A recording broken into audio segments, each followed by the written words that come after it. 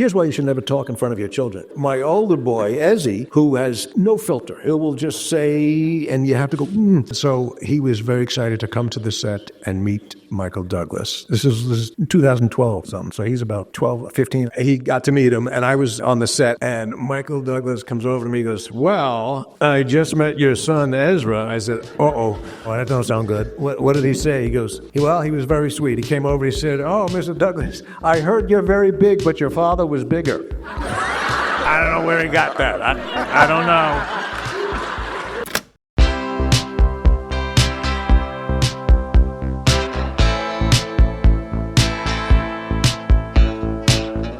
Hey, what's going on? This is Chicago Humanities Tapes, the audio extension of the live Chicago Humanities Spring and Fall Festivals, helping you find the answers to humanity's biggest questions by bringing you the best of the live festivals. I'm your host, Elisa Rosenthal. And hey, if you're in Chicago, check out some of our upcoming live events this spring 2025. Tickets are on sale now for comedian Ed Helms, graphic novelist Alison Bechtel, Tamika Mallory, co-founder of the Historic Women's March, poet Ocean Vuong, klezmer band Upstadt Zingerai, and a screening of Beyond Closure on the history of the largest mass school closures in U.S. history. And, believe it or not, so much more. Head to chicagohumanities.org for ticket information and to sign up for our email list. Today, Paul Reiser, comedian, Emmy Award-nominated actor, screenwriter, #1 New York Times bestselling author, and musician, reflects on stand-up in the 80s, Mad About You, his writing, and his renaissance with roles on Stranger Things and The Kominsky Method. He chats with friend of the fest Mark Bazer,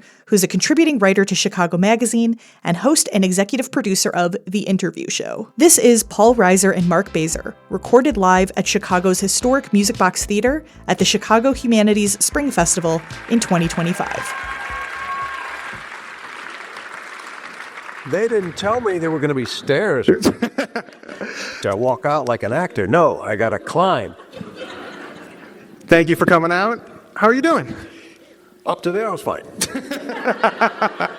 I'm good. Nice to be here. Thank you all for coming. Let's see how you feel at the end of it. That's true. You know, before you got here, I was doom scrolling, and then I thought about something that you introduced your new stand-up special, which is called Life, Death, and Rice Pudding, and it was something to the effect of, I'm going to tell you a lot of things, and none of them are important. Exactly. And I think that's what we all need right now. So, not that your career's not important, I don't mean that, but I was doing stand-up, and I just, there was so much, everything was so tense in the world, and I actually started feeling very frivolous. I was like, I'm talking about silly things, and I just needed to sort of pop it. And so I just, for my own protection, say, I'm aware there's stuff going on in the world. We're not going to discuss it. So nothing is important tonight.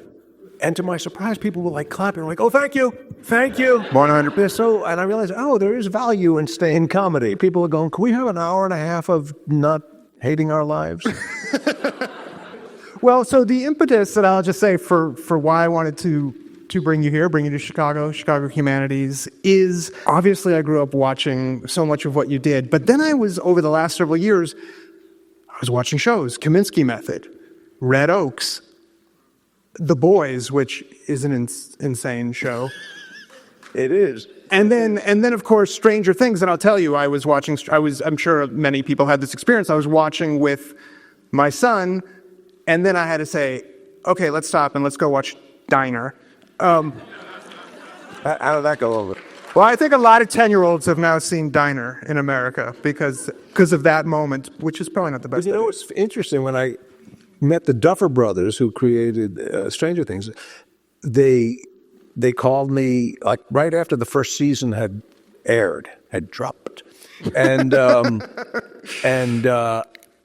they invited me to be in the second season, and I was very flattered, and they said, we actually were calling your character Dr. Reiser while we were writing it. I went, well, that's crazy. And so I assumed, and I said, I assume, you guys must be watching Stranger Things. You must have been really into aliens. And they went, yeah, but it was really Diner. I went, and they were like 32. And I said, oh, interesting. You're younger than the film. That's funny. I had a question that was like, that they must have seen aliens, which I'm sure they've seen. Yes, but I think that, yes. Yeah, but and there was one diner joke. They said, did you read the scene? Yeah. He goes, did you get the diner joke? I went, no. And it was so subtle. I went, even when they pointed out, I said, guys, I don't even get it. That's so gentle. Did they keep it in? Yeah, it didn't hurt anybody. It just was not going to go. No. So my question is, post, and we're going to obviously get into Mad About You and your career coming up, but post Mad About You, my guess is that you had a certain level when roles were offered to you of having your choice, of having freedom. So what has been your kind of MO over the last several years of what you want to do, what you want to be in? It's not that clear to me. Immediately post Mad About You, I wanted to do nothing, which I succeeded at. I really nailed it. So what did you do? You just didn't? I was home. We had just had my younger son was born, and we just moved into a house. I was kind of really just wanted to be home. I'd been working really hard, and so I was writing. At home, I was writing a couple of pilots that I was not in, and I wrote a film that I did, the Peter Falk. So I was writing stuff, but I wasn't really looking to be out there. I wasn't missing it. And in my head, I wanted to get out and do stand-up, but I kept thinking, I don't want to do it half-assed. I want to wait till I really feel inspired. And then what happened, it was about, my son who was born right after Mad About You, so he never heard of me, by the way. So to this day, he has no idea who I am. I have to tell him. But he came home from school. He must have been like 8 or 9, and he came home from school. And I had this wonderful feeling of domestic bliss. I'm home, and I'm working, and I'm relaxing, whatever. My son comes home from school, and Daddy's home. What a healthy thing for this child that his father is home, and he's here to greet him. And then he came in one day, and he walked into my office at home. He said, Dad, what do you do? All the other fathers do things. What do you do? And that's when I said, I should probably get out of the house. In the moment, how did you reply? I think I wept a little bit. No, I don't remember. Well, I mean, he knew. I don't know. I don't know what he thought. I don't know what I said. But that's when it kind of kicked me. There's no reason for this to have happened this way, but that's what made me say, okay, I got to get out and get off the couch and go do stand-up, which involved really just calling the local comedy club and dropping by with a meager 2 minutes of material. I had nothing, but I just needed to reactivate. But the minute I did that, things started happening. Not because they saw that at all, but it was just sort of the universe went, oh, and then I got a call to do this and that, and then it started happening. So it really was not by design. I mean, I was sitting minding my own business when Stranger Things called, and Kominsky methods. Like, I didn't, I don't know exactly why, but Maybe your son called them. Yes. Can you get him out of the house? Yeah. So I don't have a big game plan. I wasn't looking to do specific things, but when something comes up, there's a reason to do it. It's a really funny script. It's a really moving script. It's a great location, although I don't think that came up too often. Or, gee, that would be a really great actor to play with or a director to work with. So if there's one element, I'll go, that's okay. Let's go do that. Well, let's go That's back. the extent of my planning. You mentioned getting back into stand-up, but that's where it started. Yeah. Honestly, here's what I know. I know you grew up in New York, and then you went to college for music. Yeah. When did comedy? Did you grow up in a house where comedy was important? Yeah. Comedy was important. The music was just. I always played piano since I was a kid. I sort of was drawn to it, and I had some innate talent. So when I went to college, I thought they had this program, like it was a bit accelerated. You can get out of here in 3 years with all these music credits. Well, let's do that. And I was never thinking that I was never good enough. I'm going to be a performer or pianist or even as a composer. It was just something I loved doing. But I had always, even before then in high school, was really, really into comedy. And you sort of accumulate friends of like-mindedness. So if your other friends would go, hey, George Carlin is on the Tonight Show tonight. He's like, hey, Albert Brooks is on tonight. So I was a real fan of it, but still not thinking I could do it. But this was early 70s, and it was just when the comedy clubs started to emerge where any idiot could go down and audition. And Especially in New York. yeah. And so there was a path. It was like, oh, if you go to these places, and then you'd see some of these guys on TV, and like, oh, there's Freddie Prinze and Gabe Kaplan and David Brenner. They all came from that place. I think we should go to that place.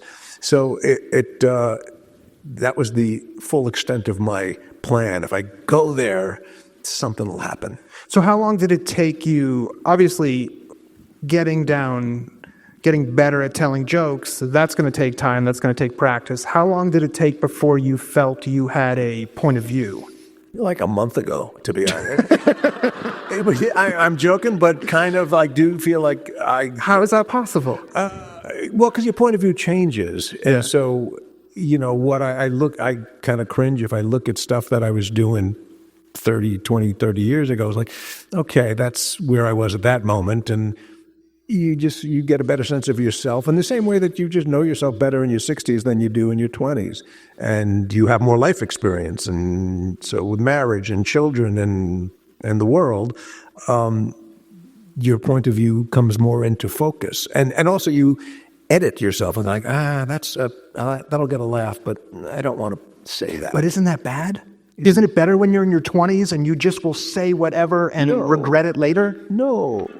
You can say what you really feel. Don't worry.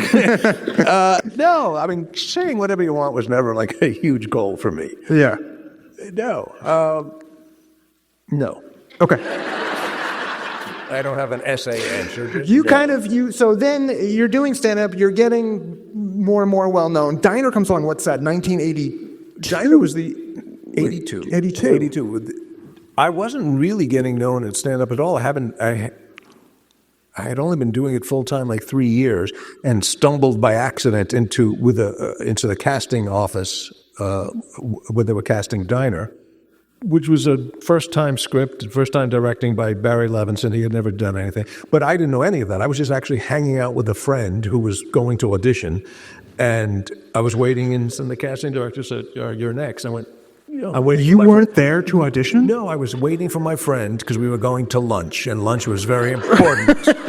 He said, let's go to lunch, but I got to drop off a picture. I said, all right, I'll go with you. This is like the old actress that's discovered at the malt shop kind of thing. And I tell people, don't expect this to happen because it's never going to happen again. And I literally tried to bow out of it, and she said, come back tomorrow and bring a picture and meet the director. And it's fun, when we moved about 3-4 years ago, and I was cleaning out my house, and I found the piece of paper that the casting director had written. The director's name is Barry Levinson. All right, heard in 12:30. I went, that's it. That's my career. So it was only because of that movie, that accident, that I got the movie. Like 3 weeks later, I was in Baltimore making a movie, which I had no experience and really was a rookie. But when it came out a year later, it was because of that I got on the Tonight Show for the first time, and then that began. Sure. Because I had not passed that bar or whatever when the Tonight Show guy goes, yeah, you're ready. I hadn't scaled that hike yet. But because of the film. He's a new kid. He's going to movie. The movie has some heat to it. Let's put this kid on. On set, was there a sense, this might be impossible, where you're like, I'm around people and maybe I'll be part of it whose careers are going somewhere? No, I didn't know enough to know anything. I was just like, wow, they got cameras and lights and everything. This is like a real thing. I mean, that's how ignorant I was. And the guys, we were just immediately friends. It was like, it was like boot camp, summer camp. It was like, 5 or 6 idiots thrown together for 8 weeks, whatever it was. And people say, did you know it was going to be a good movie? I go, the studio who bought it, they thought they were going to get Porky's 5, if you remember the it's true. That's what they thought it was going to. Oh, there's kids and there's sex in it, and Porky's had been a big hit. They didn't know what to do with it, Diner. They actually were trying to bury it. And then some reviewer, I think it was Pauline Kael, said, this is a great film and somebody should put this out right now. And so all these happy accidents, But that's what, life is. I've come to learn, like, there's no plan, just you can have hunches and you could have inclinations, but I didn't plan any of this shit. But you had to have had ambition. You had to. Yes, I was hoping something would happen, but it wasn't clear what I was hoping for or in what sequence. And along the way, I became a writer, again, because of Barry Levinson. After Diner came out that year, they asked him to do a pilot of Diner. I was the only cast member that was in the pilot, and they never made more. They just made the one. But as we were making it, he said, you could write. Why don't you write what would be the next script? I went, I don't know how. And he gave me the greatest acting. I share this with aspiring writers because I actually was half joking. I said to Barry, how do you write a script? And he said, facetiously, but seriously, he said, you type the words fade in and then keep typing.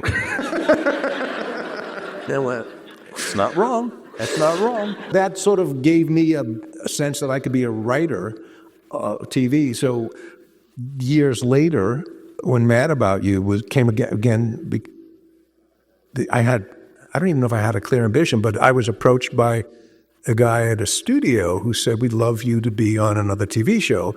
What? And I said, what TV? He goes, whatever you want. Why don't you write it? And I said, well, and at that point I was starting to find my voice in stand-up. I felt my wife at the time, I guess we were newly married, and my stand-up was largely about that. And I was feeling, this is what I do better. I do the relationship stuff, seems to be funnier and truer than, hey, California's different than New York. Those jokes. So I said, if I was going to do a show, and I wasn't itching to do a show, I said, but if I did, I'd kind of want it to be really small, just like all the silly things and the moments in a marriage. And they go, well, we'll go write that. I went, okay. Fade in. Helen Hunt walks into a kitchen. You've described Mad About You as you, another person, and four walls. Yeah, two idiots and four walls, and that when we pitched it, and it was the most succinct pitch I've ever come up with, because I'm not good at that. I said, here's what the show is. I said, when you go to a party, or you go to somebody's house, a gathering with your spouse, and you're having a great time, you're being very polite, and everybody's having a great time, and you say goodnight, you get into the car, and the minute the car door closes, Warnie goes, why would you say that? I didn't know she was pregnant. Yes, oh my, I told you, never told. I said, that's it. I said, the show is the moment that door closes in the car. And they all went, we get it. I mean, one of the things I love about that, and also about your books, Couplehood, starting with Couplehood, is this idea that you found the right person when you can put up with somebody, even though two human beings should be incompatible. Yeah. I mean, it's a flawed experiment. You think about it, it's like, well, this other person's, they're going to be here all the time?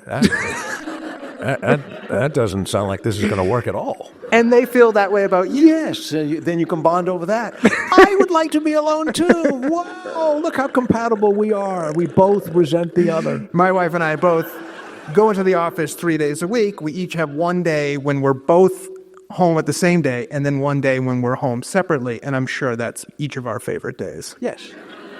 We did a revisit of Mad About You 20 years later. And one of my favorite scenes in there, and it was really fun to write, was I was house-sitting somebody asked me to watch their apartment for a couple of days, and I came back and I didn't want to say, it's like, I really enjoyed being by myself. And I was so reluctant to say that, and Helen Hunt's response is like, it's okay, I like being alone too. And then where it led to was suddenly the worst fight we ever had. It's like, it's safe to say that. Are you sure it's safe to say? Yes, it's safe to say that. Well, I'll tell you something else. Wow. And there you go. Obviously, so much of the show, obviously everybody knew that the characters were very much in love, but there was obviously a lot of fighting. Did you ever have fans, people come up to you and say, I take her side? You take her side? I take her side. Sure. Yeah. Or I take your side. Yeah.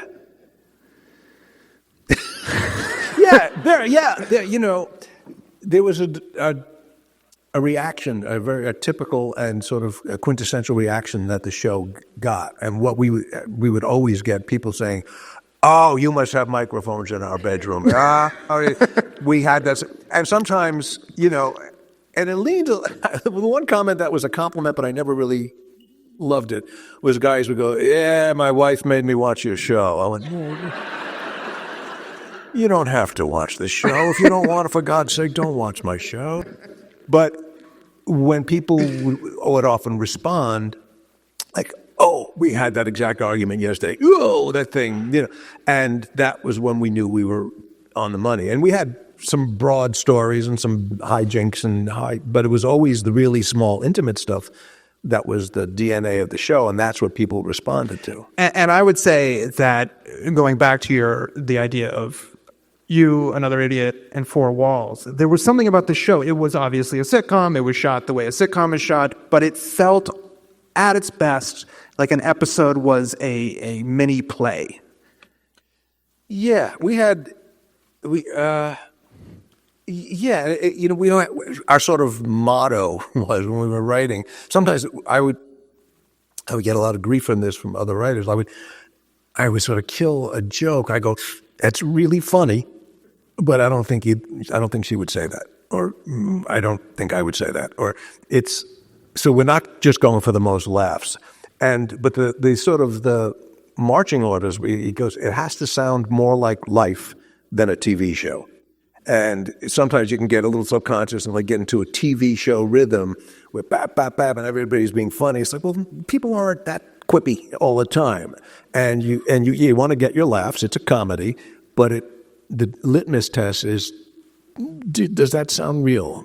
In real life, if somebody says something, an insult, the other person is going to respond a certain way. They're not going to just go, "Oh," and then, or say something equally quippy.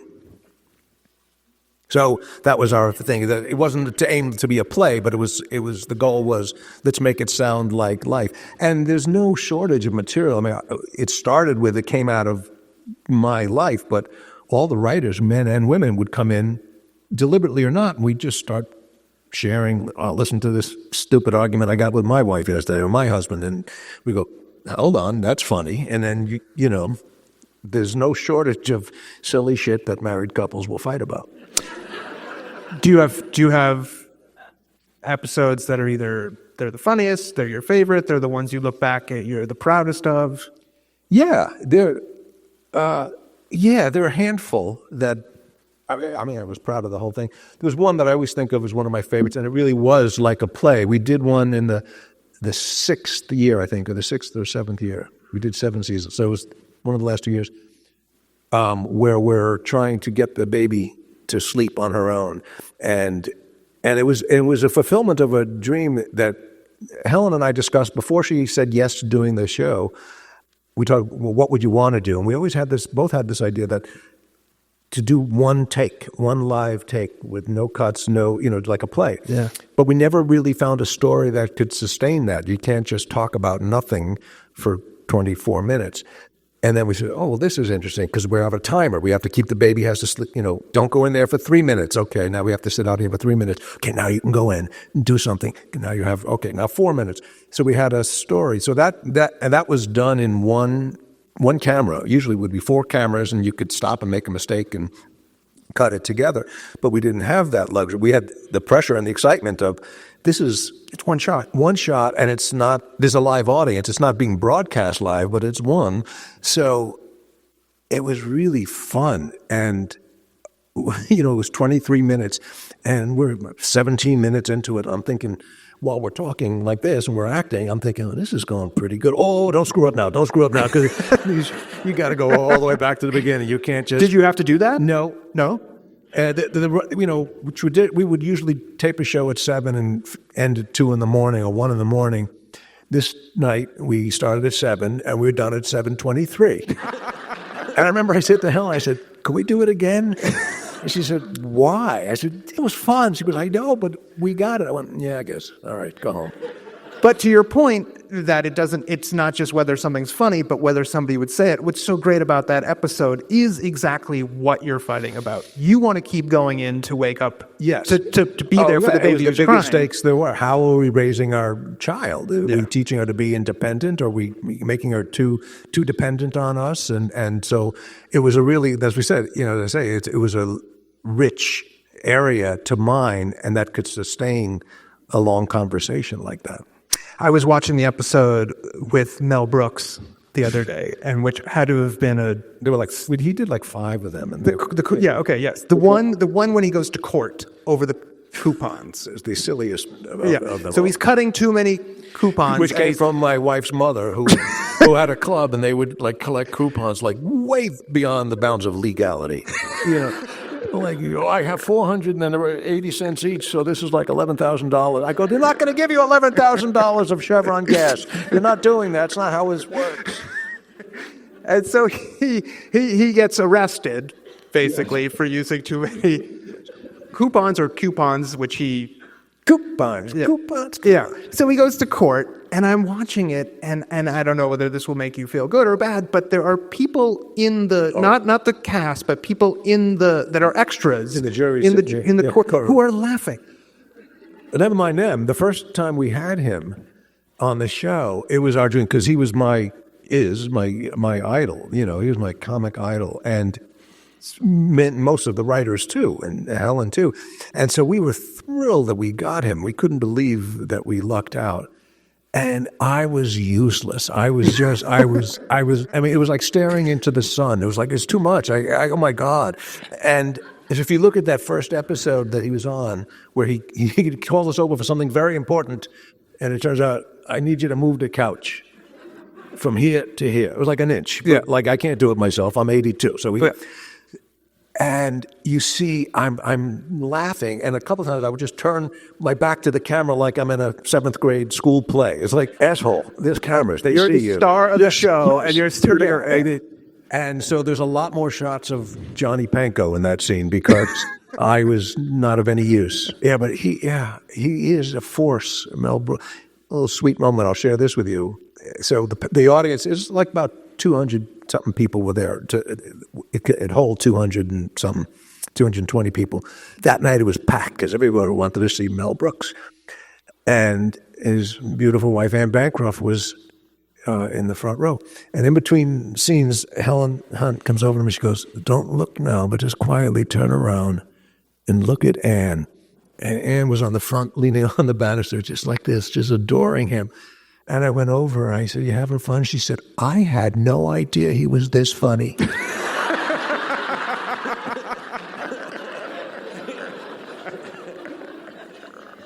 She was great. They were so great. Let's talk about this. You have a new film. It's called The Problem with People. Yes. And getting What is back the problem with people? Well, there's a lot, and it's both seems very well within your oeuvre and a little bit outside. You play a real estate kind of mogul type guy in New York. That's very true to... I don't know how to write anything that doesn't take place in New York.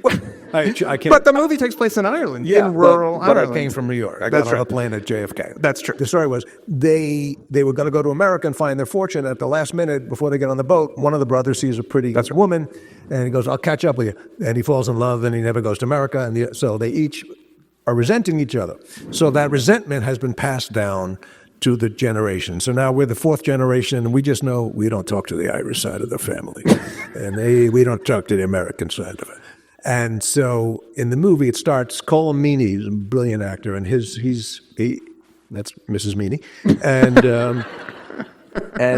so anyway, his 88-year-old father, who's very lively, but on his deathbed. So he says, "I want you to make peace.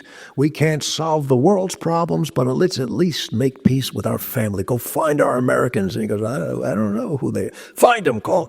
So he reaches out, and I go to Ireland. This is in the first 5 minutes of the movie, to try and make peace and bury this hatchet, because there's no reason that we should be hating each other. And it doesn't go well, because there's a problem with people. People, no matter how small you make the sample group, we will find something to fight about. And nobody wants to analyze comedy, but there is this building of comedic tension throughout the movie, to the point where at one point Kominsky's character says, "I'm going to make you regret ever coming to Ireland," and your character says, "Oh, I already have." Yeah. If I had to ever pitch it, I said it's a combination of the two movies, The Local Hero and War of the Roses. It was like, it just escalates and escalates. And yet it's not like, it's the whole thing, and maybe it's because of you and him, the way you play off each other, we're never upset about it. Well, what was fun and what was, to me, was successful about it, and what was fun to write and fun to play is like, both these guys mean well. He says, "Can we come over to my country and let's raise a pint in friendship?" Okay. They mean well, but one little misstep, "Oh, I think he's screwing me. Oh, I think he's screwing me." And then it escalates from there, because that's what we do. If there's, any reason to get suspicious, and these grudges are held on to. I remember my mother had, it was no longer with us, but for years, always, she had some, what's the expression, some fly in her bonnet. She had some problem with one of my aunts. And I never knew why. And finally I said, what is it? What happened? She goes, "She made a comment that I did not appreciate." I said, "When was that?" She goes, 1947. I went, "What? Oh my God." But we're defined by the biases that we hold on to. And so here's a movie of two guys trying to, let's not be that way. And it's hard. Yeah, so let's talk about, if we can, your growing up for a second. Just go back real quick. There was a quote that has stuck with me. Years ago in the 90s, I read Couplehood, and I never forgot the quote from your dad at the very beginning of the book, which it's in the whatever, which is that happiness is the lull between problems. And so that's either intentionally funny or unintentionally funny. My dad was unintentionally funny, and he was very easygoing, and he was not a neurotic guy or a stress guy. He had a very open heart to the world, and and he had a couple of sayings that always stuck with me that I marvel at. He was a very successful businessman, and often you go, "Gee, that guy, I think that guy's stealing from you. I think that guy's screwing you, whatever." And his thing was, look, you can walk around thinking everybody's going to screw you, and once in a while you're going to be disappointed. Or you can walk around thinking everybody's going to screw you, and then once in a while you'll be surprised and be happy. You'll go the other way. Be happy most of the time, and if you have to be disappointed, you'll face it at the time. I thought, well, that makes a lot of sense. I didn't say it well, but yeah, his thing was it was very realistic, very practical. Happiness, when there's not shit going wrong, then you can be happy. But there will be those things happen. I love that. Yeah. That is a healthy, that is. Did they shape what you found funny, or did that come from your friends? You spoke about, it was interesting. I was going to ask you, and I'll ask you this now, which is, Diner is about that. Diner is about guys who share a similar sensibility growing up, and obviously it took place in a different era than the one you grew up in, but we all kind of have that. Well, I think the ways, in my experience anyway, the ways that you're impacted or affected by your parents are subtle, and you don't necessarily see them right away.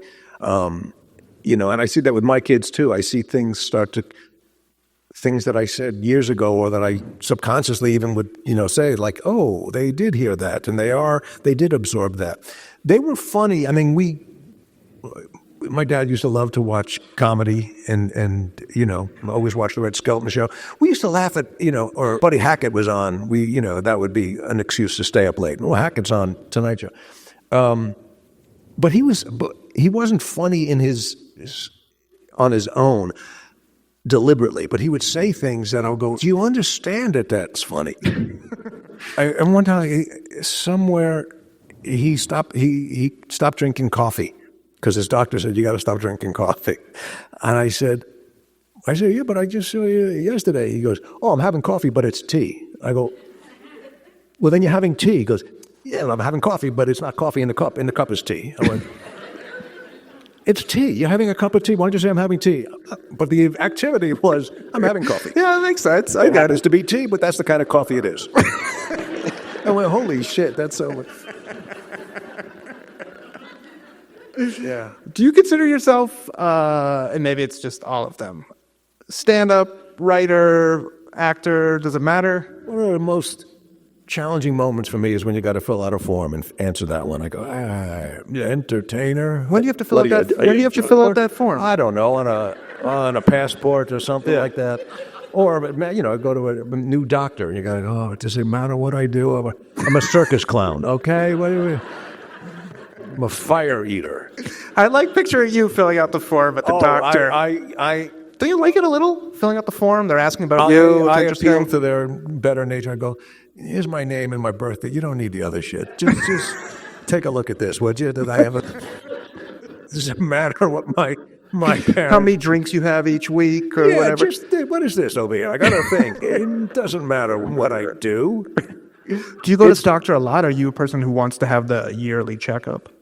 I never thought about how free. I don't know. I'm healthy-ish, but we moved a little out of town. See, Chicago's a real city. L.A. is a bullshit city. And I was saying before, I grew up in New York, and Chicago feels like New York, just a little bit friendlier. It's like they're not as angry. And L.A., people come to L.A. and go, where's downtown? I go, where? It's like another place over there. There's downtown. And they go, where's uptown? We don't have an uptown. We just have a downtown. You don't have an uptown? That's true. There's a downtown. There's no uptown. Yeah. Because it's over there. By the time you get there, you'll see here. Chicago does have an uptown. So we live a little bit out of town, and to the point that I don't go into town unless I realize all the doctors are there. So, I'll be in town. What's the matter? You feeling okay? Yeah, I just got a dentist.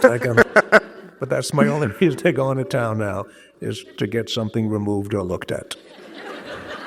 Before we hand it over to the audience, I have to ask. What if they're better than you? They probably will be. That's what always happens. Somebody will ask. They'll ask questions, which maybe we should have just done that from the beginning, and then I have the last 15 minutes. I have great faith in them, but I don't want you to leave feeling badly. You're doing great. I knew you would be the one that would make me feel. You're doing. Isn't he doing great? Mark is doing a great job. See, look. Did you help write Michael McDonald's book? Michael McDonald of the Doobie Brothers fame. Yes, yeah. I wrote his book with him. It's his memoir. His memoir. And I helped him write it. Wow, why? Why? Where? Why? Where did you write it? Why? Together? Did you sit at the computer together? So I was a huge fan of Michael McDonald. You know Michael McDonald, the Doobie, of course. So we went to I hate going to parties. I don't like going out. But we lived in a fancy neighborhood for a while, and our fancy neighbors were having a thing, and my wife said, we have to go. I said, I don't want to go. It's her birthday. I don't give a shit. Okay. So we go to this fancy house, and there's Michael McDonald entertaining. I said, oh, these people are doing well. That's their entertainment is Grammy-winning Michael McDonald. Wow. So and he's playing, and so afterwards I went over and just said what a big fan I am, and in a burst of moxie that I don't always have, I said, I live next door. I said, I have a music room with two pianos, and people always say, why do you need two pianos? I said, in case this ever comes up. That's why I have two pianos. I said, would you, I was like asking him on a date, would you rather come over and fool around on piano? He said, and to his credit, he goes, yeah, man, sure. I mean, no kidding. So we literally walked down my driveway. So you got to leave the party? Fuck the party, yeah. Oh, my God. Where am I going? Yes. No, the party was terrible. But he left his gig. No, he finished. He was done. I didn't pull him. Yeah, the check cleared. He got paid for the night. Yeah. And then we sat at my two pianos and we played, Beatles and Motown and a couple of Mike McDonald. Was he singing? Yeah, and I was going, and there's nobody there to go. Yeah, I was just me. It was me and him going, Michael McDonald's, and then we became friends. And so we would, so we would talk and we'd get together periodically. And then I would ask him questions that I never understood, because as much as a fan of his that I never understood his trajectory. I didn't get certain things, like, well, how could you be in the Doobie Brothers and Steely Dan? Don't you have to pick? You can't be on the Cubs and the Dodgers. You got to pick. You got to go with one team. And so I would ask him these questions, or when did you do this, and what was that? What's that? What are the? And then I jokingly said, you should write a book so I don't have to keep bothering you. Just write this stuff down. And he said, well, I've thought of, people have asked me, I don't know. I don't know how to write a book, and I don't even know if it would be interesting. I don't know that my life is. I said, no, your life is interesting. He said, yeah, I don't know how to write a book. I said, well, I've written some books, and this was March 2020. So lockdown just happened, so we had nothing to do.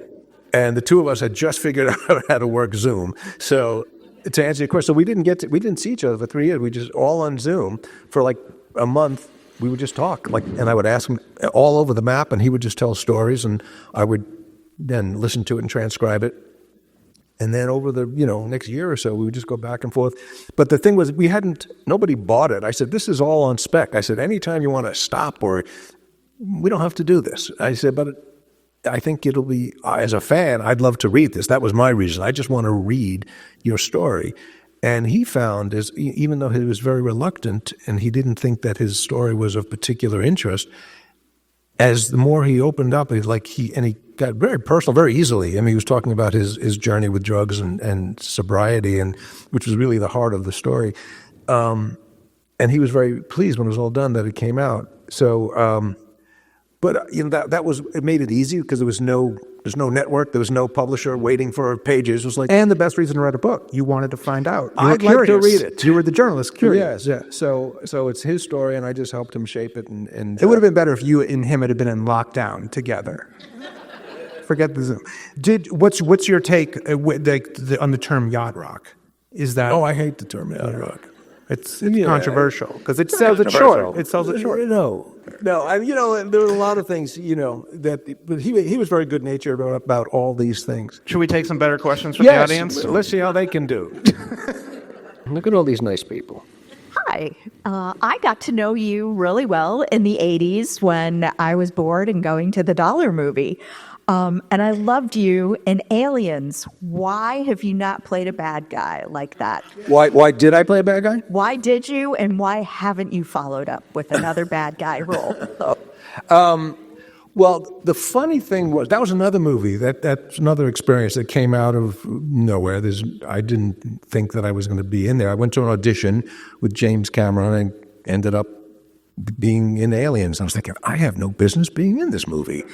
And my running joke for the last 35 years, when people say, why don't you play a bad guy? And I always say, you say bad, I say misunderstood. So cut to, this is how, again, somebody came to me with an idea like 2 years ago. I said, what do you think about a TV show? Your character, Burke, he doesn't die, he lives. Where would he be now? I said, that's really funny. So they sold it to Marvel. They said, let's make a comic book before we do a show. So you can get, wherever you get comic books, I don't know if this is the comic book crowd, because I'm not a comic book guy, but there was 5 episodes and my younger son, who's 24, and this was like his first foray into writing. It was 4 of us, but it was mostly him and these other guys. I did a little. And you find out Burke was not a bad guy at all. There was a very good reason that what happened. He didn't mean to lock Sigourney Weaver in the kit with the thing. It was a workplace accident. That could happen. It's not unheard of. But I kind of like playing. No, not a bad. I mean, that guy. He did some bad things, but getting to play. As I get older too, playing the cantankerous old Jew is getting more and more feeling right. You're kind of that in The Boys. The show, you're not a great guy. You're kind of a Robert Evans type character. Another episode. Yeah, it was very Robert Evans. It was very on old-time Hollywoodish mogul. It's very fun. It's very fun to, as you say whatever you want and not worry about being correct or being polite. But if you have a script, call me. Don't be shy. Hey, I watched the special last night, knowing I was going to see you here today, and great set. Everybody should watch it on Amazon Prime. There you go. Thank you. So I'm wondering if doing it's like riding a bike. Is it like riding a bike, or is it like riding a bike going, oh, I used to ride a bike, I mean, but getting now back I'm and doing older. stand-up? Yeah. I thought it would be like riding a bike because I hadn't done stand-up for like 20 years. And when I called up the club and went back a few years ago, it's more like riding, it's like pushing a bike uphill with your eye. It's a little harder. It was interesting. So the bike is involved, but ease is not involved. It was, when I went back to the clubs after having not done it, it was weird because at first I didn't really have material and I didn't have the confidence. I had the sense memory. I like, I know the muscles weren't firing. And I liken it to if you play ball, if you're a basketball player, but you don't play for a couple of years, the muscles just don't fire. You know where it's supposed to go and you know how to do it, but it took a while. It took a full year before I could have the nerve to try and sell a ticket and have people come. But it's been like, I guess, 10 years that I'm back doing it, and I still find now I get it. Oh, now I know what to do. It's sort of a moving goalpost, which is what I love about stand-up, is like, I don't feel like I ever got it 100% right. So at the end of my show, the last line should always be, it's going to be better tomorrow. Sorry you had to sit through this. I am one who gets very easily starstruck. So could you please tell me what it's like to work with Alan Arkin and Michael Douglas? Yeah, well, Alan Arkin is another one.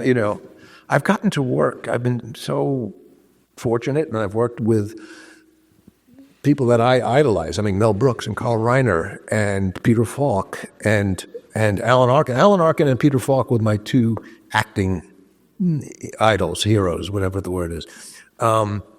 And I didn't get to work with him too much on Kominsky Method. We only had one or two scenes together. But I remember we had a scene, and Alan Arkin kept laughing.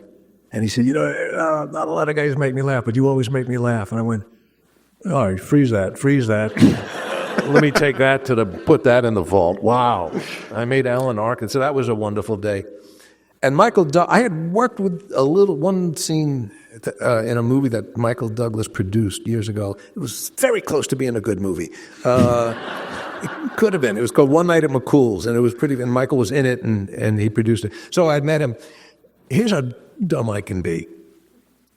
Michael Douglas has been he's like been a star for 40-something years.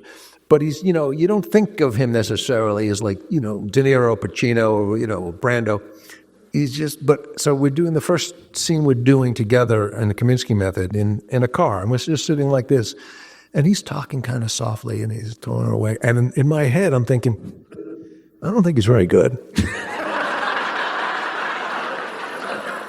I don't think he's going to like this when he sees it because I can't hear him and he's fucking not doing anything. And then I watch it and I go, oh, he's a genius. He's perfect. He's absolutely perfect. And I was all over the place. But it was like, he's just so subtle and specific and accurate. And I went, oh, that's why you're a big star. You're very good. You're very good at what you do. This is the second time you've talked about how when you're acting, you're also thinking about other things, which I like. Is that true for the acting profession? Or should you be more locked in? Just the bottom tier. Not the big guys, but at my level, that's all we do is like, dang, I'm going to have a tuna melt after this scene. I heard. It's funny. I don't think I'm always elsewhere, but I'm always struck to find out that people have other things going on. I remember seeing an interview with Billy Joel, and he talks about like certain songs that he's played so often that in the middle of the song he's thinking, "What am I going to have for dinner after?" And I go, "You want mine?" I guess it's not just me. They're doing very well. I would say it's a tie, them and you. No, very close, very close. Make this bad. Make this bad. I want to. No, she's going to be great. No. Oh, well, forgive me. First of all, big fan. I used to do stand-up and watched you as a kid when I was watching Caroline's Comedy Club and all of these. So this is a bucket list item. So thank you for being here. Thank you, Philip, for That's so bringing sweet. Paul Reiser. So in the 80s, my favorite show was My Two Dads. And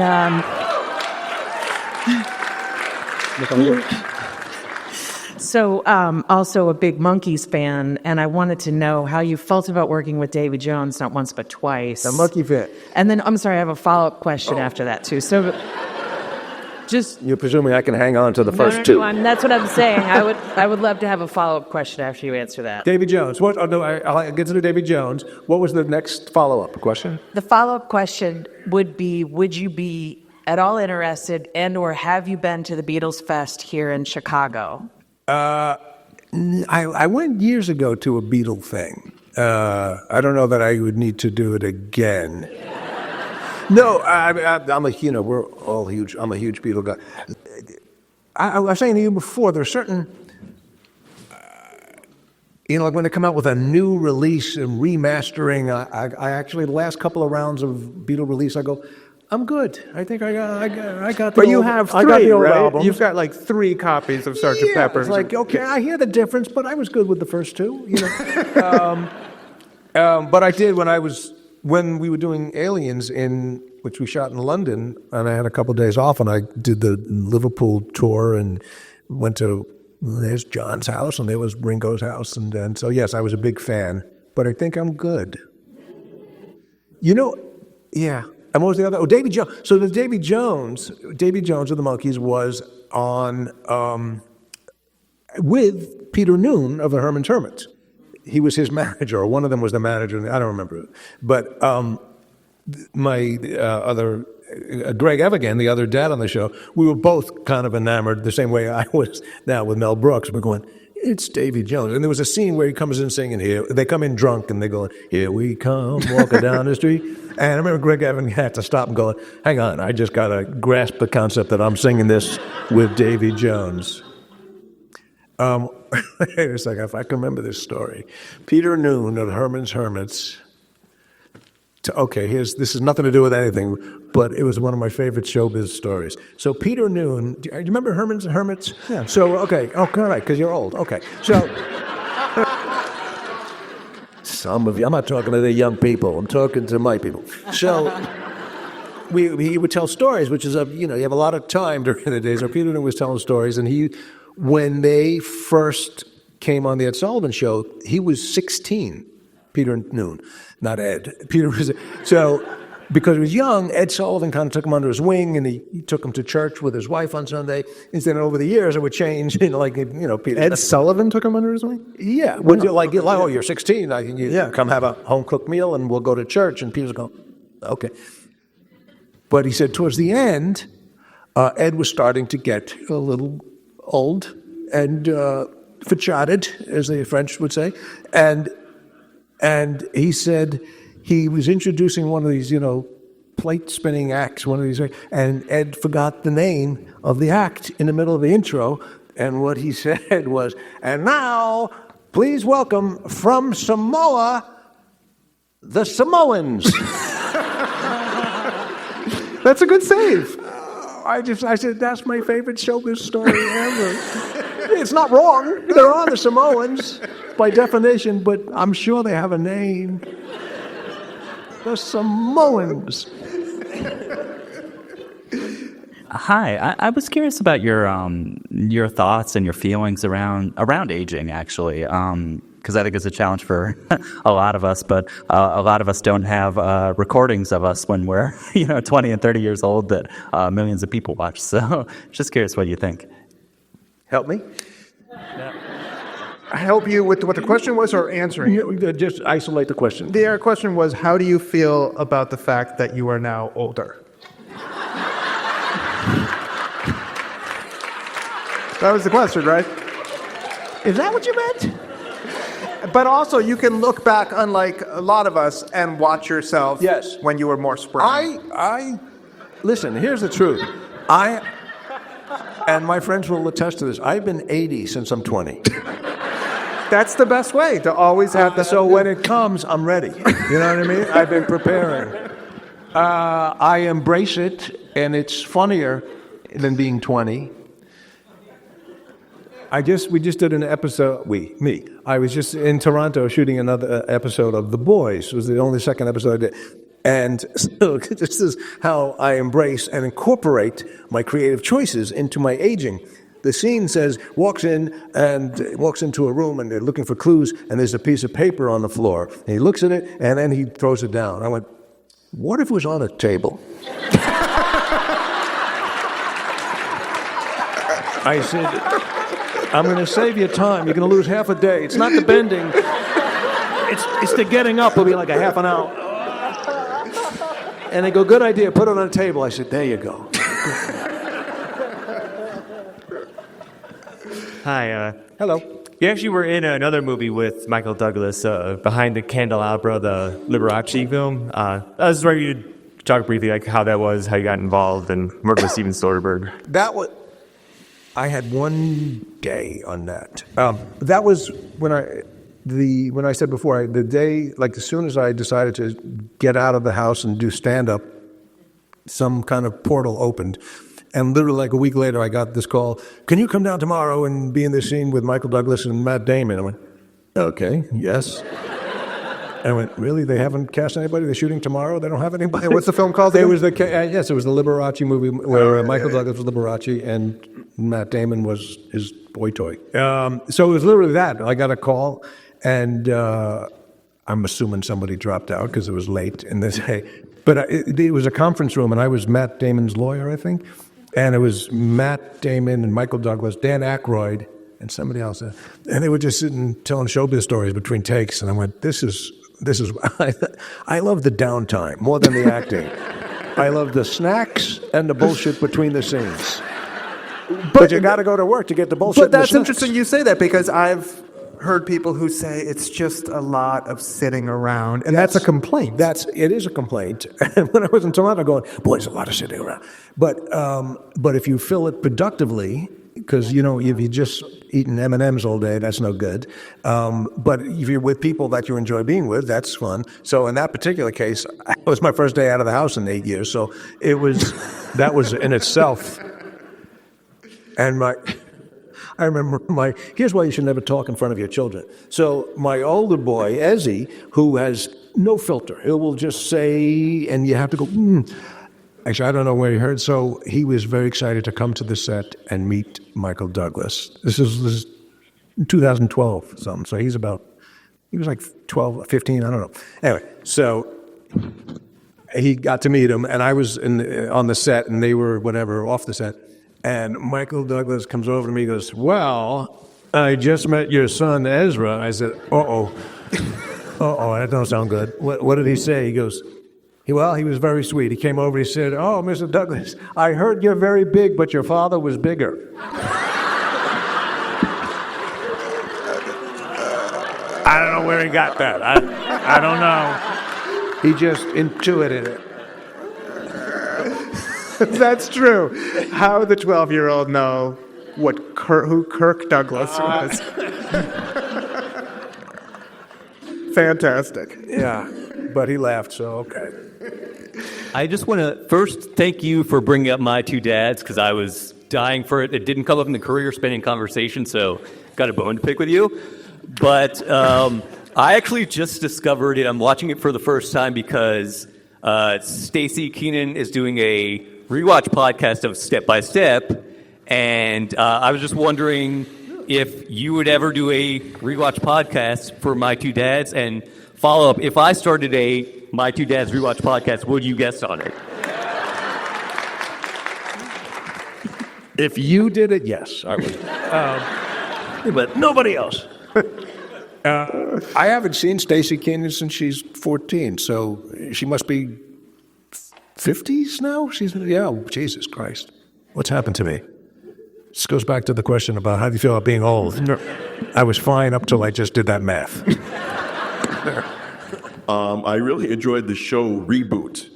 And I was wondering, Me too. wanted to hear your thoughts on that and about its premature cancellation. Yeah, it was a very short-lived. We did one season of 10 or 12, and it was on Hulu. It was really fun, and that was another thing where it was just before I was going to go to Ireland to make a Problem with People, and I said, okay, I'd love to do this, but we got to be done by here because I can go.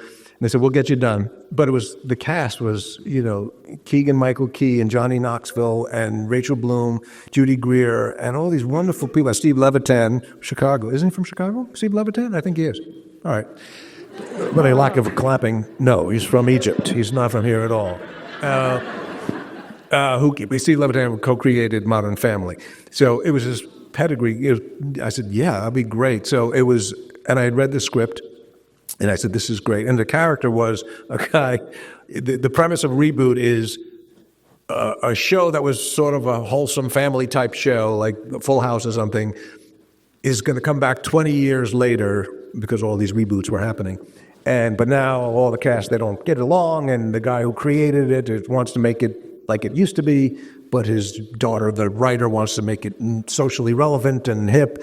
And so I said, well, this is really perfect fun. And it was a little bit of a mind-blowing for me because it was a show about making a show. So we'd be on a stage, but that was not really, it was the pretend stage, and I would get confused. There was one time I remember we were shooting a scene, and the end of the scene was, okay, now we're going to go over to the kitchen set. Cut, and then whatever. I walked over to the kitchen set. There was no extra scene. That was part of the scene. It was so real that I'm standing here, nobody's showing, I'm really dumb. Or dedicated, one of those two. But the reason it was, we were all surprised and disappointed that it didn't get picked up. We thought, this is easy, no-brainer. It was a really good cast and great writers. The only reason it got canceled, some of the execs at Hulu, not all of them, some executives at Hulu are assholes. Not naming names. I'm just saying scattered among the good ones. And that's the reason it didn't get picked up. I'm curious about how you've approached the art of stand-up, especially in the early days. Like, were you, going to 10 open mics a week, and how did you work on your writing and improving your joke telling? How did I approach the special? Or? No, just starting out as a stand-up. Did you? It was English, but I recognized so many of the words. I just couldn't put it together. What's it like to be old? No. I think you see. Yeah, you see. No. Was it, I'm going to do 5 open mic nights every Saturday? Am I going to go from, gig to gig? How did you develop jokes? How did you, over time, realize what worked, what didn't? Why did you say that? It took me a while. It took me years to actually want to do this special. I kind of, because very selfishly is like, well, then I got to throw out that material. Everybody will have seen it. The good news is nobody's seen this special, so I'm a cool, a handful. But no, after a couple of years being out on the road, I would say, okay, these are the bits I think that will work best and work together. And then once I had that 90 minutes, then I did a little bit more touring than I usually do. And so for about 6 months I was doing, clubs were fun. I would do a lot of theaters, but go to a club where you can do a smaller, intimate, and 4 shows in a weekend and really hone it down to getting its best. And then, of course, you get into editing and you go, you know what, that doesn't work at all. And then you make it as polished and as good. So what was 90 minutes, then I would ultimately shoot 75 minutes and then get it down to 55 minutes. Ultimately, it's going to be one joke. Then I go, that's what I wanted to say. That's the essence. Was it similar when you were coming up originally? When you were in your 20s? Was it I want to get on any stage I can get on?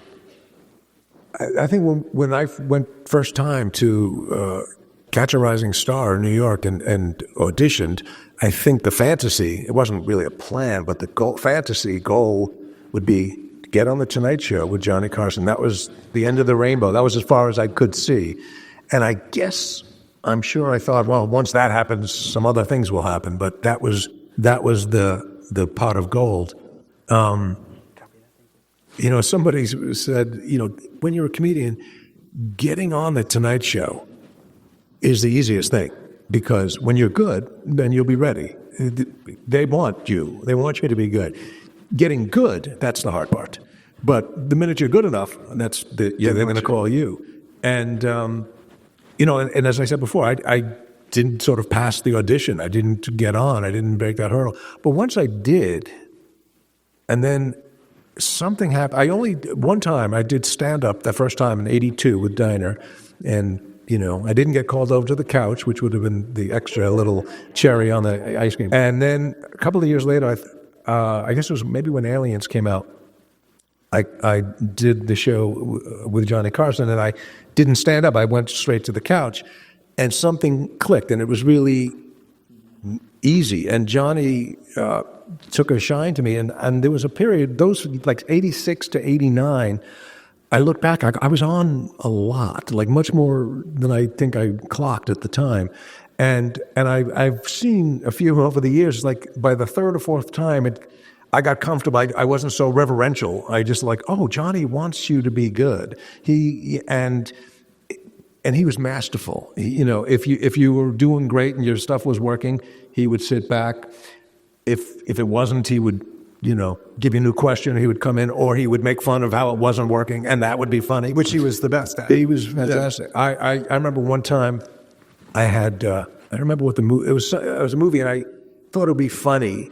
Instead of coming on like every actor with, here's a clip from the movie, I came on and the premise was, we were going to have a clip, Johnny, but they lost the thing. So I had an artist draw up these cards, and this will give you an indication. So I had a friend draw these stupid stick figures, and this is me driving, and this is, and it just wasn't going well. It wasn't as funny as I had hoped, but that became the joke, and Johnny would just look at me, he goes, this is your funeral, keep going. And so that's better than if the joke's, because it's like, okay. And and I don't take it, lightly. He was really, so he had me on often, and that's the thing, when you said who's your favorite, he wanted you to do good and was always in service of the comedians. He loved comedians, and he looked good if you look good. Right. So, and that's why I think his scouts, the people who screen for comics, they go, I just want to please Johnny. Is Johnny going to like this guy? And something clicked once I sat down with him. It was a much more comfortable medium for me to just spritz with him. I love that. Thanks. Can you talk about the genesis of Carl Reiner, a.k.a. Alan Brady, being on, I guess it was a couple episodes of... I think just one. I think he was on just the one. Yeah, Carl Reiner, who was one of our heroes, and he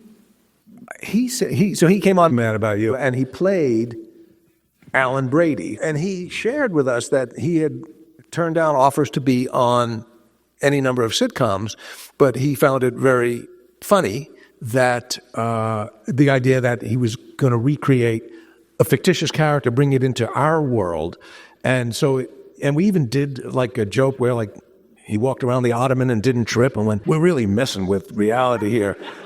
But the crazy thing, and I hope I have this right, we had a joke that in the story, and we did the fictitious story, he dug up an old tape, or we dug up an old tape of the Alan Brady Show from 1950s, and the story was Helen. It was Helen in a wig and black and white and everything. And the story in our show was Helen goes, "Oh my God, my grandmother was on the Alan Brady Show." We made that up, turns out Helen's grandmother, not Alan Brady, but she was like a showrunner for an NBC show in the 50s. I went, how do we not know that when somebody else wrote that? That's crazy. That is crazy. Yeah. There's another story from that episode that you've told, which is about a joke, I think, or a line about Sid Caesar. Right. And Carl Reiner didn't want to do it because he thought it would be mean to Sid Caesar in real life, even though it had nothing to, which was a testament to his character. Yeah. We were talking before. I wrote this little book. It's not even a book. What is it called? Kindle Single. Kindle Single, which just sounds like a song your grandmother would sing. Yeah, it was only available in a little ebook, and it was just a collection of memories and things that I've learned from these people that I've been lucky enough to work with. And the story with Carl, on the show, the story within the show, we were trying to get Alan Brady to narrate a documentary or something. And he was playing hard to get. And I said, watch, I'll what's it, reverse psychology. I go, don't worry, Alan, we'll get Sid Caesar. And of course he goes, if you get Sid Caesar, okay, I'll do it. So we would shoot we would rehearse Monday, Tuesday, Wednesday, Thursday, Friday, we would shoot. Something was not sitting right. That joke something was bothering Carl. He didn't know what, I didn't know what. Friday, the day we're shooting, like 7:30 in the morning, he calls me at home. He says, I know what's bothering me. I said, well, he goes, you say you get Sid Caesar, but then I end up doing it. So that makes Sid look bad. I went, it's fiction. We didn't really get Sid Caesar. I was just saying, it's clear that I'm saying that only to get Alan Brady to say yes. He goes, yes, but the audience doesn't know that. I went, wow. So what struck me was, what a decent guy he was, that it was sitting with, something was bugging him all week, that something might reflect badly on Sid, who was his peer and colleague, but also his boss. And they still, to the end, they still always, revered Sid as if they were the young writers. They were all 80s, and they're going, well, let Sid tell.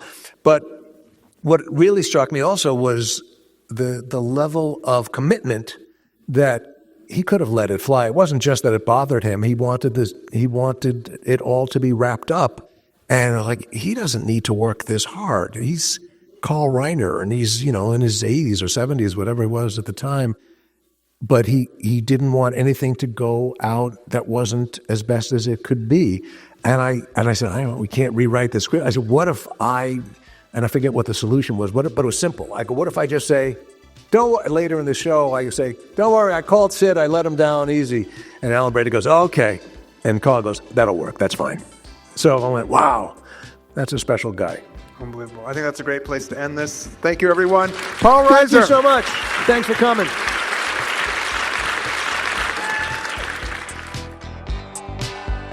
To learn more about Paul Reiser, head to the show notes or chicagohumanities.org. Chicago Humanities Tapes is produced and hosted by me, Elisa Rosenthal, with help from the hardworking staff over at Chicago Humanities who are producing the live events and making them sound great. If you've been enjoying our programming, the best way to support the podcast is to leave a rating and review. Click subscribe to be notified about new episodes, and send your favorite episode to someone you think would like it. And hey, we want to hear what you think. You can fill out the short survey in the show notes to help shape the future of the podcast. We'll be back in 2 weeks with another new episode for you.